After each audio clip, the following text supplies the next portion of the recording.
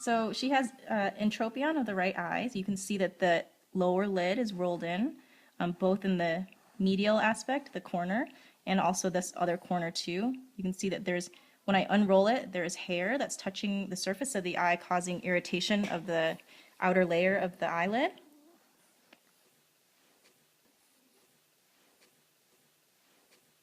You can see all the hair that's been touching the surface of the eye, causing irritation.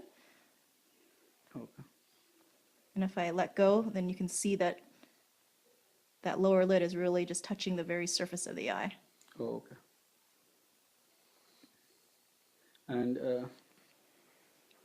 we're gonna give drops to see.